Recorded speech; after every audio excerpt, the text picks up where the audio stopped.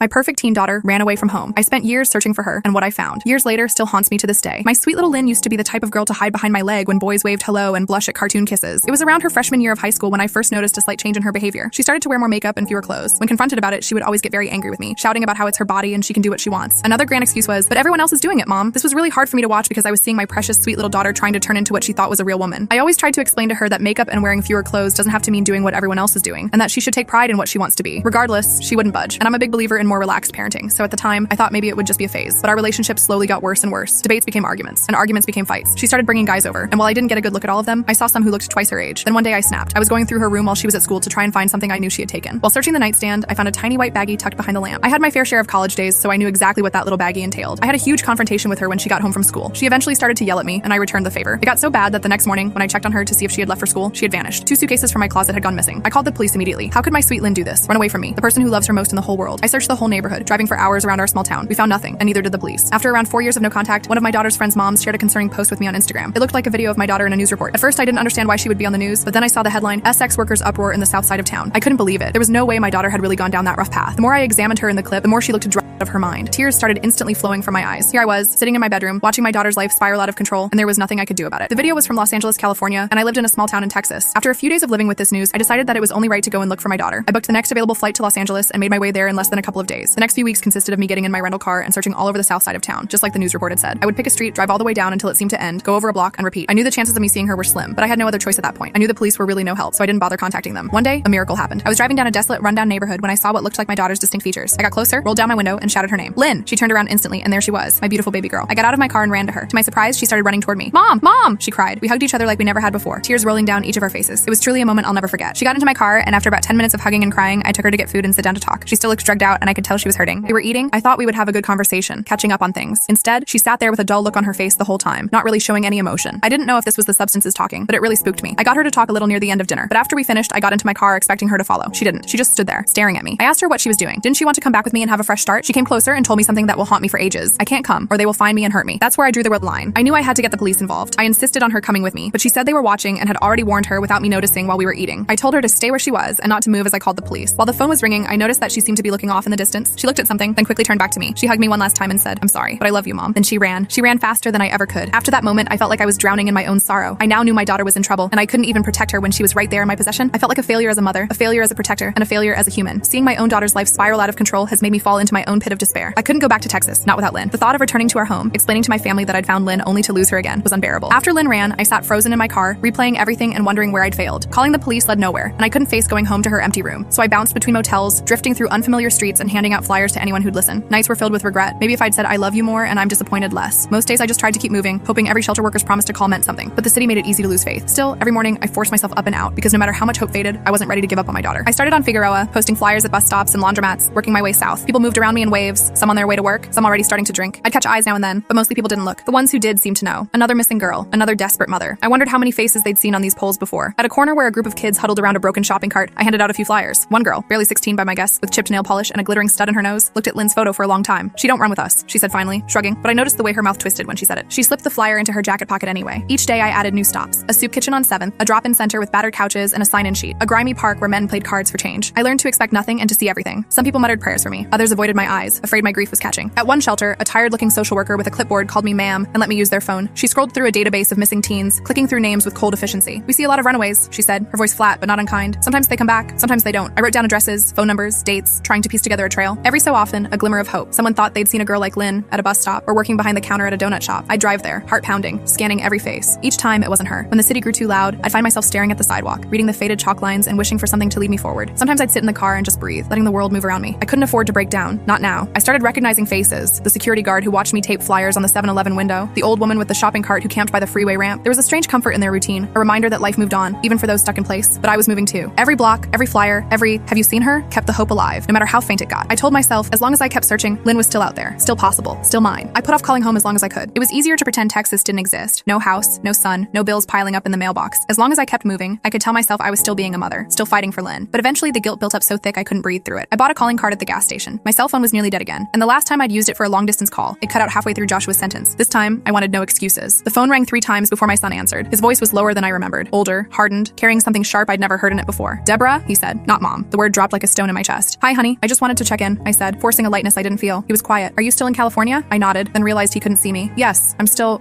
looking." Another long pause. "It's been almost 2 months, you know that? Grandma's worried. Dad called. He said if you don't check in with work, you're going to lose your job." I tried to keep my voice steady. "Joshua, I have to find her. I can't just leave. You left us." His voice cracked, just a little. "You left me." That stung worse than any insult. I tried to swallow it down. "I know, sweetheart. I'm sorry. I need to keep trying. She's out there. I know she is. I saw her room today," he said, softening for just a moment. "It still smells like her. Sometimes I go in there and I just wish she'd come home, Mom, even if you can't bring her with you." His words pressed on every sore spot in me. Guilt, shame, and longing tangled in my chest. "I can't yet," I whispered, "but I promise I'm not giving up. Not on you, not on her." Joshua exhaled, all the weight of a teenage boy holding up the world. "Just call us, okay? Grandma says she prays for you both every night. Even Dad does." We said goodbye, neither of us willing to say I love you first. When I hung up, I stared at the motel ceiling for a long time, trying not to let the tears come. I felt like a ghost, haunting 2 worlds but belonging to neither. But I couldn't stop. If I did, Lynn's face would vanish from these streets, and I wasn't ready to let her become just another lost girl. It was at a makeshift soup kitchen, a folding table set up in an abandoned church lot, where I met Linda. She looked out of place, just like I did. Jeans a little too clean, hair pulled back tight, clutching a stack of flyers with shaking hands. The volunteers took one look at us, and maybe out of pity, poured our coffee extra hot. We stood off to the side, 2 islands in a sea of hard luck. She nodded at my stack of flyers. "Yours missing too?" I held up Lynn's picture. 4 years now. I saw her a few days ago, but she ran. Linda gave me a sad smile and showed me her own flyer. "My son, Toby. He left home last year. Haven't seen him since Easter." It felt strange, talking to someone who understood the language of missing. With Linda, I didn't have to explain why my hands shook, or why I watched every teenage face that passed. She told me about calling hospitals, pestering police, sleeping in her car outside shelters. "I've started to memorize the intake schedules," she admitted, rubbing her eyes. "They're always full. They never know anything." We walked the streets together that afternoon, handing out flyers and trading stories. Linda about her quiet house in Bakersfield, her angry ex-husband, the birthdays that passed with empty chairs at the table. I told her about Joshua, about the guilt that ate at me when I called home, about the way my own mother had stopped asking when I'd be back. It was easier to walk with someone else. We looked out for each other, taking turns talking to people who might have news. At one point, Linda reached for my hand as a fight broke out in the street, both of us ducking into a doorway until it calmed down. We laughed, breathless, shaken, and for a second, it almost felt normal. 2 mothers on a strange kind of errand. That night, we ate cheap tacos in her car and talked about the lives we used to have. Linda told me she'd started writing letters to Toby. Just in case, I write them, seal them up, and keep them in my glove box. I admitted I'd started doing the same for Lynn. We traded addresses, promised to call if either of us got news. "Maybe our kids ran off together," Linda joked, forcing a smile that nearly broke my heart. Before we parted, Linda pressed her hand over mine. "Don't give up, Deborah, even if you feel like you already have." I promised her I wouldn't, and for the first time in weeks, I almost believed myself. Nights in LA left too much room for memory. Sometimes I'd lie awake on the brittle motel sheets, the sound of sirens and distant arguments leaking through the window, and my mind would travel backward, faster than I could stop it. I remembered the first time I told Lynn about the divorce. She was 11, sitting on the swing in our Tucson backyard, the Arizona sun a blinding white over her hair. I'd practiced what to say, but it came out all wrong. "Your dad and I, we can't live together anymore, but we both love you. That never changes." She stared straight ahead, her hands tightening on the chains. "I know what it means," she said quietly. "It means Dad doesn't love you anymore." I wanted to argue, to untangle the truth, but what good would that do? The damage was already done, and kids see through lies sharper than any adult. The move to Oregon was supposed to be a new start. 4 girls and a tired mother, stuffed in a station wagon, driving north with everything we owned. I tried to make it an adventure, picked out songs for the road, planned picnics along the way, but grief hung over every mile. The girls fought more than they laughed. Lynn grew quiet and sharp around the edges, always watching me like she was waiting for me to disappear too. By the time she hit high school, I was already losing her. She changed her hair, changed her friends, stayed out late with excuses I didn't dare challenge. I told myself it was normal, that she was finding herself, but every slammed door felt like another crack in our family. Sometimes, after the younger girls went to sleep, I'd stand in the hallway and listen for Lynn's breathing, proof that she was still there, still safe. I made mistakes. I know that now. I let my anger show too often. I tried to reason with her like she was still a child, even when she'd outgrown that a long time ago. Some nights I think about every harsh word, every time I chose work or exhaustion over listening. Regret is a language I speak fluently now. Here, in the city where she vanished, the past doesn't let go. I replay the old arguments, the times I looked right at my daughter and didn't see what she needed. Maybe if I'd loved her differently, if I'd paid more attention, she'd be safe in a warm bed instead of lost in the dark. I can't change any of it. All I can do is keep searching, hoping it's not too late to find her and to find forgiveness for both of us. I used to believe in the system. Maybe not completely, but enough to think that if something terrible happened, someone in a uniform would help. In Los Angeles, that belief shriveled fast. The first time I went to the police station, I wore my cleanest shirt and tried to keep my voice steady. I waited an hour just to be seen, sitting on a plastic chair under harsh fluorescent lights. The room smelled of sweat, cheap coffee, and tired hope. When my turn came, the officer barely looked at me. "Runaway?" he asked, scribbling without looking up. "My daughter. She's been gone for years, but I saw her. I know she's here. She's in trouble." He raised an eyebrow, flipping through a battered folder. "How old is she now?" 18, just turned. The look he gave me was worse than a slap. "That makes her an adult. She can make her own decisions, ma'am." I tried to argue, voice rising. "She's not safe. She's being exploited. I know it. Please, He cut me off. "Unless she's a danger to herself or someone else, there's not much we can do." He handed me a pamphlet about missing persons, and that was that. The shelters were no better. There were forms to fill out, waiting lists for runaways, rules about curfews, and proof of residence. One social worker, a woman with kind eyes and tired hands, did her best to soften the blow. "We're full every night," she said, "but if she checks in, we'll call you." She promised, but I could tell she didn't expect it to happen. Sometimes I'd show up with Lynn's photo and get nothing but blank stares, like I was asking for a miracle no one had to spare. Other times, a flash of recognition, someone might have seen her, or maybe it was just another girl with the same look in her eyes. False hope became a kind of torture. Once I sat through a support group for parents of missing kids. We were supposed to take turns sharing, but all I could do was listen. Stories so much like mine, voices breaking, some clinging to hope, others already hollowed out by loss. I watched the clock, thinking of all the hours I'd wasted waiting for someone else to find my child. Some nights I called the hotline numbers just to hear a stranger's voice, to feel less alone. Most of the time, I hung up before anyone answered. I started to wonder if the world was built to break mothers like me, if every door was meant to slam shut until I stopped asking for help, but I didn't didn't stop. Every rejection made me angrier, more stubborn. If the system wouldn't save Lynn, I'd have to do it myself. I didn't know how, but I knew I couldn't count on anyone else. So I hit the streets harder, holding tighter to hope, letting the city's indifference turn to fuel. Maybe it wasn't much, but it was all I had left. It was a Tuesday afternoon when I got the call. I was in the back booth of a donut shop, staring at the last cold sips of coffee, when my phone buzzed. An unfamiliar number. For a split second, I thought it might be Lynn. Instead, it was Eddie, the outreach worker. Deborah, I think we got something. One of our girls saw someone matching your daughter's description near the bus depot on 6th. Blue jacket, long hair, said she looked sick, was with a group. If you hurry, you might catch her. Hope struck me like lightning. I left a crumpled dollar on the counter and ran, my heart thudding so hard it hurt. My hands shook so badly I fumbled my keys twice. The city blurred past in streaks of gray and sun. All the way to the depot I prayed, please let it be her. Let me be fast enough. The bus depot was chaos. Lines of people, security guards, pigeons picking at dropped food. I pushed through the crowd, holding Lynn's photo in the air, asking everyone I passed, did you see a girl in a blue jacket? Long brown hair? Please, she's sick. She needs help. A young man nodded toward a row of benches. She was here, like 5 minutes ago. Left with some others, went down that alley. I ran. My legs burned, lungs raw as I followed the alleyway behind the depot. The stink of urine and trash nearly choked me, but I kept going, eyes darting to every figure hunched in the shadows. Then I saw her. At least I thought it was her. A girl in a blue jacket, head down, surrounded by 3 others. Her walk was off, her steps dragging. Lynn, I shouted, my voice cracking, desperate and wild. She looked up. For a heartbeat, I was sure it was her. Those same haunted eyes, that familiar slouch. But as I drew closer, the girl shrank away, fear flashing across her face. It wasn't Lynn, just another runaway, another lost child wearing my daughter's pain. One of the others glared at me, stepping between us. Get out of here, lady. Don't you know these streets eat people like you? I stumbled back, humiliation and heartbreak twisting inside me. For a moment, I just stood there, dizzy and lost, the city whirling on without me. The hope I'd felt was already dissolving into self-loathing. I'd let myself believe just for a second that it was possible. My daughter, found at last. Instead, I was left with empty hands and the echo of her name on my tongue. I walked back to my car slowly, each step heavier than the last. The sun was setting by the time I collapsed behind the wheel, tears streaking my cheeks. I pressed Lynn's photo to my heart and whispered, I'm still here. I'll keep looking. I promise. But in that moment, even my promises felt thin, like breath on glass, already fading in the dark. The streets changed after sunset. Even the shadows felt different. Longer, hungrier, hiding secrets I didn't want to learn. Still, I couldn't sleep. Each night, I convinced myself that the next hour, the next corner, would be the one that brought Lynn back to me. I grew reckless. Sometimes I'd park and walk alleys alone, clutching my phone and a can of pepper spray I bought at a gas station. I told myself I was being brave, but deep down, I knew it was something closer to desperation. One night, as I was taping a flyer to a lamppost behind a row of boarded up shops, I heard footsteps behind me. Quick, sharp, too close. I spun around and came face to face with a young man, no older than 20, eyes darting, breath ragged. What are you doing out here? He demanded, voice rough and low. I tried to keep my fear out of my voice. I'm just looking for someone. My daughter. She's missing. He glanced at the flyer. You got any money? I shook my head, but he stepped closer anyway. Lady, you shouldn't be out here. He reached for my purse, quick as a snake. I tried to back away, but he grabbed my arm, yanking hard enough to make me stumble. Before I could shout, a second figure appeared. A woman, thin as a wisp, face hidden by a dirty scarf. She shouted something in a language I didn't know, and the young man let go, spitting on the ground. You're lucky, he muttered, stalking off into the dark. I stood there shaking, too stunned to cry. The woman approached, eyes narrowed. Stupid to walk alone, she said, voice soft but fierce. This place, it'll eat you. Go home. I can't, I whispered. Not without her. She looked at me a long time, then nodded, as if she understood. She pressed something into my hand, a tiny flashlight, cheap but sturdy. Next time, keep your eyes open. Watch the shadows. I thanked her, the words sticking in my throat. When she disappeared into the night, I realized I was clutching Lynn's photo so hard it had wrinkled. My knees buckled and I sat on the curb, breath ragged, shaking in the cold. I wanted to give up. I wanted to call Joshua, beg him to come get me, but pride wouldn't let me. I wiped my face, steadied my breath, and forced myself to stand. I was still alive. I could still search. But for the first time, I understood just how fragile I'd become, how close I was to losing myself as well as Lynn. That night, back at the motel, I locked the door and slept in my clothes, flashlight clutched in my hand. The city kept on humming outside, but I dreamt of home, of Lynn as a little girl, safe in her bed, her small hand curled around mine. When I woke, I knew the city hadn't beaten me yet, but it was getting close. It was nearly dawn when the motel phone rang, a shrill, unnatural sound that yanked me out of uneasy sleep. For a moment, I thought I was dreaming, but the phone kept ringing. I lunged for it, heart in my throat. Hello? A woman's voice crackled through, official, but hurried. This is County General. We have a Jane Doe who matches the description on a flyer brought in last night. We need you to come down and confirm. My hands shook so badly I nearly dropped the phone. Is she